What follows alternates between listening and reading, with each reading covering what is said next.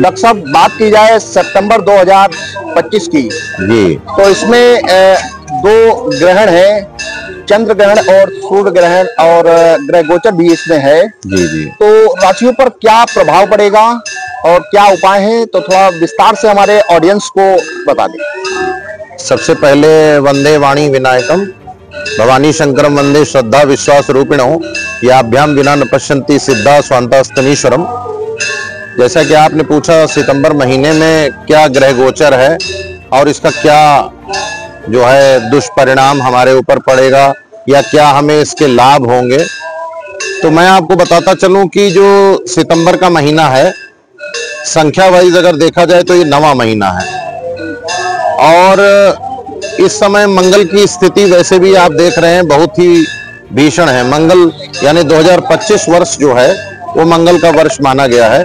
पिछले 6 महीनों में आपने देखा कितने सारे डिजास्टर हुए हैं, कितनी त्रासदियां आई हैं, लाखों लोगों ने अपनी जान गंवाई है।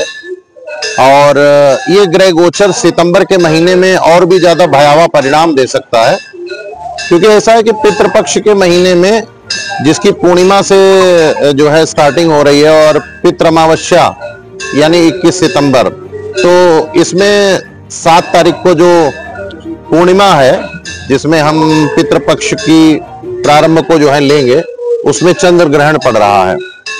9:54 से लेकर के लगभग वो ग्रहण काल 1 बजे तक होगा।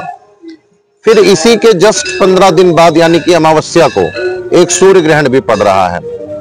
तो इस धरा पर, इस भूमंडल पर जब भी 2-2 ग्रहण 15 दिन के अंतर पे पड़े हैं, इतिहास गवाह है कोई न कोई बड़ी घटना, कह सकते हैं दुर्घटना, वो निश्चित रूप से आपको दिखाई देगी, चाहे वो राजनीतिक जीवन में हो, सामाजिक जीवन में हो, और हमारे जो व्यापक जीवन में तो आप देख ही रहे हैं किस तरीके की घटनाएं चल रही हैं।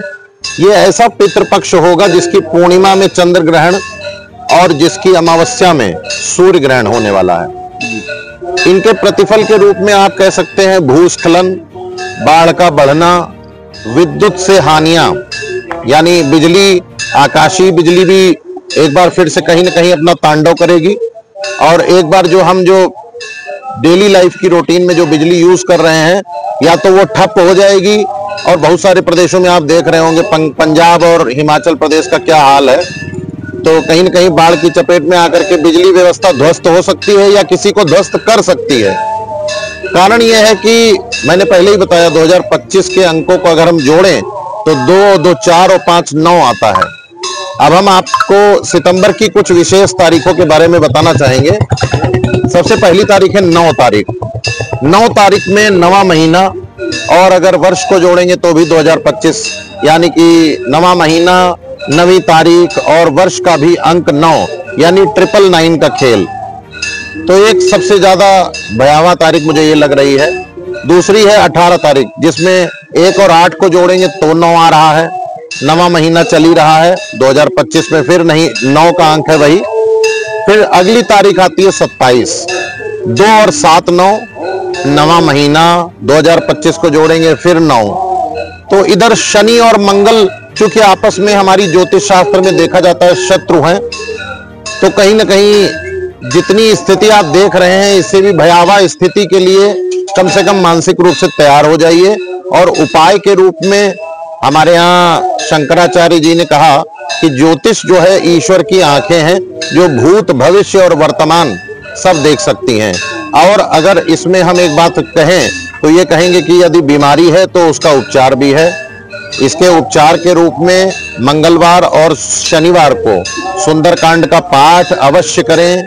विष्णु सहस्त्र नाम अपने आप में ही एक अमोघ प्रयोग है जो आपको विभिन्न प्रकार की घटनाओं से बचा सकता है। हनुमान चालीसा, ये एक बहुत ही छोटी चालीसा है लेकिन इतने बड़े चमत्कारिक प्रभाव इसके देखे गए हैं। और जो बड़े साधक हैं उनको कहूंगा मैं कि नवरात्र में सिद्ध कुंजिका का संकल्प लेकर के पाठ करें, विष्णु सहस्त्रनाम का संकल्प लेकर के पाठ करें, और कोशिश करें कि अपने पितरों के निमित्त 15 दिन या 16 दिन जो भी हमारे पितृपक्ष के होते हैं, पितरों के निमित्त कोई ना कोई अनुष्ठान है ना, वो उनको समर्पित करके जरूर करें। कुछ नहीं कर सकते हैं तो राम नाम कम से कम 1008 बार दिन में एक बार ले लें और ईश्वर से प्रार्थना करें कि ये नाम, इनका फल जो है हमारे पितरों को जाए और पितरों को जल अर्पित करें। तो ये कुछ गोचर है। अभी इस समय अगर हम बात कर लें कि शनि की, तो शनि इस समय मीन राशि में चल रहा है और मीन राशि का मालिक होता है बृहस्पति। बृहस्पति भी इस समय अतिचारी हो रहे हैं, तो निश्चित रूप से बहुत सारे लोगों की जीवन में, नौकरी में, उनके व्यवसाय में उनको अप्स एंड डाउन्स देखने को मिलेंगे। किसी की नौकरी जा सकती है ना। ये मैं डराने के उद्देश्य से नहीं बल्कि आपको सचेत करने के उद्देश्य से बता रहा हूं। तो इसमें पहले ही उपचार करने लगे तो जो मैंने बताया आपको, विष्णु सहस्त्र नाम एक बहुत अच्छा पाठ है और जिनकी कुंडली में अगर पितृ दोष या काल सर्प दोष या ग्रहण दोष बना हुआ है तो ऐसे जातक कम से कम विष्णु सहस्त्र नाम का पाठ करें या किसी ब्राह्मण के द्वारा संकल्प लेकर के करवाएं। इससे उनके पितरों को शांति मिलेगी और उनके जीवन में जो है एक बहुत अच्छा विकास होने की संभावना 99.9% बढ़ जाएगी। तो इसी के संबंधित में एक चीज और कहना चाहता हूं कि मैंने एक बात कही थी कि प्रतिदिन जो है 1008 नाम राम के लीजिए, कृष्ण के लीजिए या हरि के लीजिए, जो नाम आपको सर्वप्रिय हो 1008 की संख्या में लीजिए, क्योंकि 8 और 1 9 होता है, तो कहीं ना कहीं आपको कल्याण करेगा। मैं अपने व्यूअर्स को बताना चाहता हूं कि जो चंद्र ग्रहण पड़ रहा है, चूंकि चंद्रमा मन का कारक होता है, तो इसलिए इस समय ये जो 2-3 दिन शुरू के और 2-3 दिन बाद के और स्पेशली जो संडे का दिन है जिसकी रात में चंद्र ग्रहण पड़ रहा है, इससे हमारे मानसिक विद्वेचन हो सकता है, यानी कि बहुत ज्यादा मानसिक जो है डिजास्टर, यानी कह सकते हो पीस ऑफ माइंड हमारी खो सकती है। आप बिना किसी चिंता के मानसिक रूप से परेशान हो सकते हैं। तो ये चंद्र ग्रहण हमारे मन पर बहुत ज्यादा प्रभाव डालने वाला है। इसमें सबसे पहली चीज तो ये करें कि इस दिन जो है वो पानी का अपव्यय बिल्कुल ना करें। जो लोग जो हैं पानी का अपव्यय करते हैं अपने नहाने में या अपने घरों में, तो पानी का अपव्यय बिल्कुल ना करें।